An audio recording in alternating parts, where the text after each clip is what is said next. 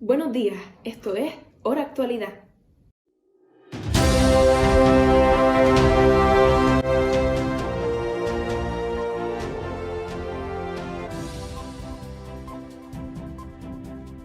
La llegada de turistas extranjeros a las principales comunidades autónomas ha decaído cerca de un 90% en el primer trimestre del 2021. Los sectores que dependen del turismo para sobrevivir se ven especialmente afectados ante este hecho. Las expectativas frente al final del estado de alarma son positivas, pero todo se mantiene impredecible. El sector cultural es otro de los más afectados por la pandemia. Solo el 30% de él aproximadamente recuperó su actividad regular durante 2020. Los museos, en concreto, perdieron más de la mitad de sus visitantes. El público local y las herramientas digitales han sido esenciales para mantener su labor, indispensable en toda sociedad y especialmente en periodos de crisis. El uso constante de filtros en redes sociales y el aumento de videollamadas realizadas a causa de la COVID-19 ha provocado que nos preocupemos en exceso por nuestra apariencia.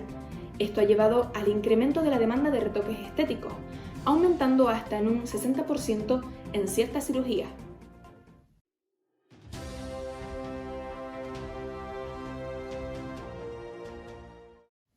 Está declarado el estado de alarma desde el 25 de octubre de 2020 hasta el 9 de mayo del 2021. Esta situación afecta al régimen de fronteras e incluye ciertas restricciones a libertades de circulación y reunión dentro de España, con medidas específicas por cada comunidad autónoma. Este hecho ha afectado en la entrada de no residentes en la Unión Europea y nacionales de países que no pertenezcan a esta. No obstante, la llegada de vuelos internacionales aumentó en 30% en Semana Santa. Nos lo cuenta Cristina Olivas. Así es, España recibió 3.500 vuelos procedentes del extranjero, 1.000 más que en la semana anterior. Todos los viajeros que llegaron a España como destino final por cualquier vía tuvieron que someterse a un control sanitario general en el primer puerto o aeropuerto al que llegaron. Los controles no son fijos sino aleatorios, a excepción de aquellos que proceden de países de riesgo como Brasil o Sudáfrica. He notado más turistas, no en plan avalancha como puede ser otros años, pero sí, han venido franceses, imagino que se debe a que cerraron los bares, cerraron la hostelería. Y pues al final el turismo en España es muy barato y la cerveza respecto a sus países es muy barata, pues entonces pues vienen. Sobre todo la gente que está saliendo de sus países para los diferentes países de Europa, en este caso España, la verdad es que se está notando poco, no se está notando mucho el turismo. Me muevo mucho en distintos establecimientos que entro y tal.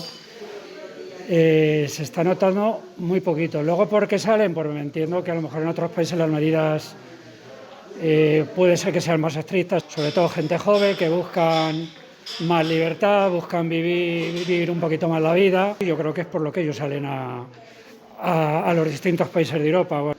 Los viajeros que proceden de países de riesgo deben disponer de una prueba diagnóstica de infección activa con resultado negativo. Sin embargo, como sucede en el aeropuerto Adolfo Suárez Madrid-Barajas, no todos los turistas pueden acreditar una PCR negativa y esto no resulta un impedimento para su entrada en el país. I'm here for Erasmus, for 1 year of studying economics in Roland Garros. Do like a PCR test, to come here. I have a lot of friends from France who have to do like COVID tests for take the plane, A lot of more people, Me, I have a lot of diversity of people, a lot of things to do, way more, So it's perfect. Turismo en España es uno de los sectores que se ha visto gravemente afectado por la crisis del coronavirus. Tras un año de pandemia, la demanda de viajes y estancias turísticas se ha disparado en algunas regiones del país, entre ellas Madrid. Este hecho se debe a que las fronteras permanecen abiertas. No hay ningún aumento y lo poquito que hay es por trabajo y por necesidad, nada más. Lo único que hay es el turismo local.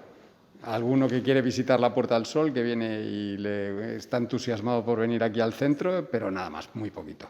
Impredecible todavía. Hay que ver cómo ajustan los cierres perimetrales, que parece ser que se va a abrir España, que ya no se va a cerrar por comunidad, pero es impredecible.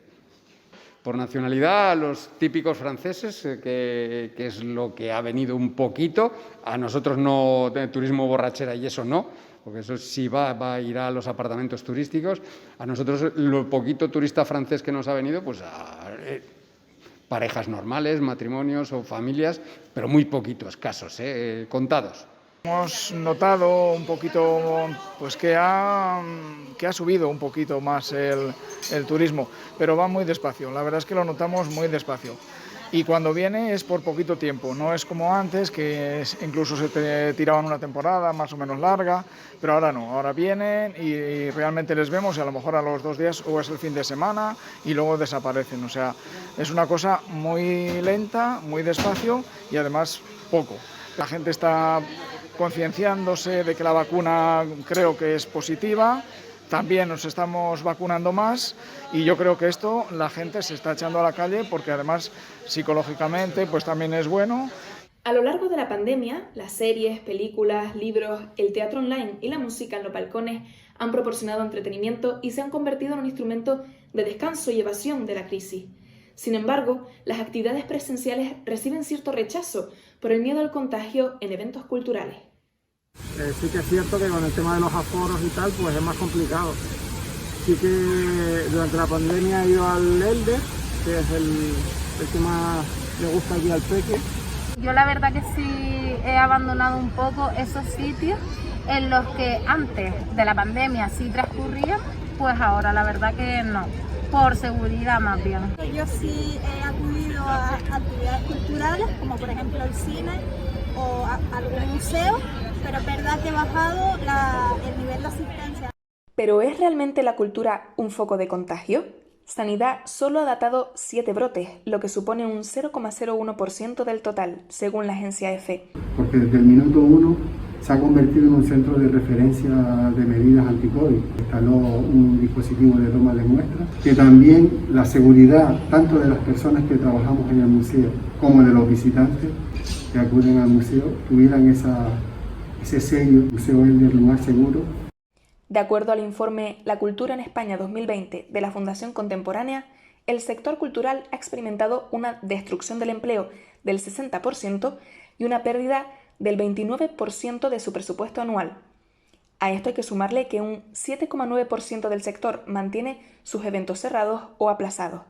Un 57,1% ha recuperado parcialmente su actividad y solo el 31,6% ha recuperado el volumen normal. Ya llevamos un año operativo, mientras que la mayoría de los grandes museos en Europa siguen cerrados. Y yo creo que eso, oye, pues hay que ponerlo también en valor. Concretamente, los museos españoles sufrieron un desplome del 70% de visitantes en 2020.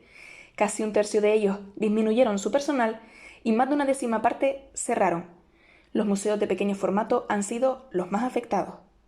La cuestión es que el Museo Néstor, que es un museo de pequeño formato, es un museo en el que no vienen riadas, todo hay que decirlo, porque nosotros somos como el 80%, en verdad, de los museos del mundo. Además de ello, las visitas son, sobre todo, del público local. José Luis Oreda, vicepresidente de Exceltur, expuso que se producirá una recuperación del 66% de la actividad turística del año 2019 durante el verano de 2021. Una de las herramientas más destacadas para continuar con la labor divulgativa fueron las digitales. Estas aumentaron para al menos el 15% de los museos y las actividades en redes sociales se incrementaron en más de la mitad de ellos. El ámbito de la comunicación, es decir, tanto la prensa, las redes sociales, la publicidad, el diseño, pues un poco se puso en valor. Los museos son un pilar clave para la difusión de valores cívicos y del momento histórico que atraviesan las sociedades. Y tenemos que ocupar el ocio, tenemos que una misión que cumplir de divulgación de la ciencia y la tecnología y tenemos que seguir ofertando ese servicio siempre con un orden, con una disciplina y con un protocolo. Los museos son un instrumento básico para el desarrollo y un servicio público indispensable. Y es que esta pandemia no solo ha afectado al turismo y a la economía, sino que la percepción sobre uno mismo también se ha visto afectada. Tan solo es necesario hacer clic en nuestros teléfonos para ver nuestro rostro completamente modificado a tiempo real. La dismorfia de Snapchat, tal y como ha sido bautizado este fenómeno, ha evolucionado desde la deformación del rostro hasta la herramienta que es actualmente una opción de belleza inmediata. Los expertos alertan sobre las consecuencias que el uso constante de estas máscaras pueden tener en la población. Sí que afectan a la autoestima, especialmente durante la época en la que la autoestima más fluctúa, que precisamente es durante la adolescencia, que adicionalmente hay que tener en cuenta que es cuando más importancia se dan al uso de este tipo de herramientas virtuales. Al final también puede incidir sobre la autoestima de los usuarios porque nuevamente están manipulando su imagen. Cuando se enfrentan a la realidad que no coincide pues, con la imagen que proporcionan esos esos filtros, obviamente van a salir perdiendo, porque al final los filtros no dejan de ser una alteración de la realidad y una manipulación de la imagen física, perfeccionando los rasgos para que vayan más al estilo de la moda, de lo que se lleva hoy en día, y con ello pues al final cualquier comparación va a provocar que ellos salgan perdiendo. Esta comparativa, que desemboca generalmente en una caída de autoestima, ha dado lugar al aumento de cirugías y retoques estéticos que, unidos al uso continuo de mascarillas y la utilización de primeros planos en las ahora comunes videollamadas, han motivado a la población a acudir a estos centros estéticos. La medicina estética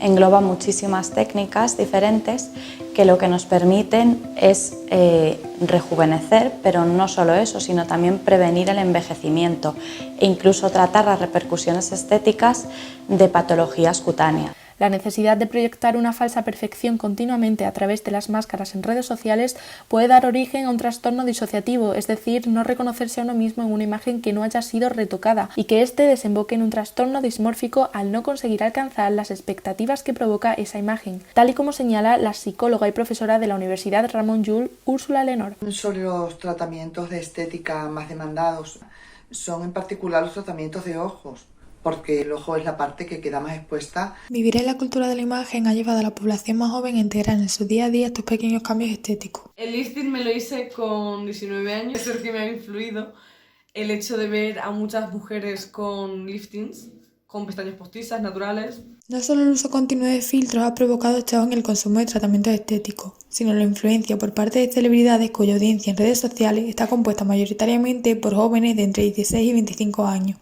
Por eso el perfil de clientela hoy en día cada vez es gente más joven, pues porque hoy en día la juventud está muy concienciada en la búsqueda de la perfección. Entonces, al querer esa perfección, pues somos muy exigentes con nosotros mismos, y cada vez el perfil del cliente es a una edad más temprana. Entonces, bueno, sabéis que ídolo Kardashian o youtubers o instagramers que la gente sigue, pues sí, la gente lo copia bastante. El límite que separa la preocupación por la estética con una obsesión puede ser realmente fino, y lo que puede parecer un mero pasatiempo podría generar grandes consecuencias en la salud mental en un intento de encajar en los cánones de belleza socialmente establecidos. Y hasta aquí el programa de hoy. Nos vemos mañana a las 9 en Hora Actualidad.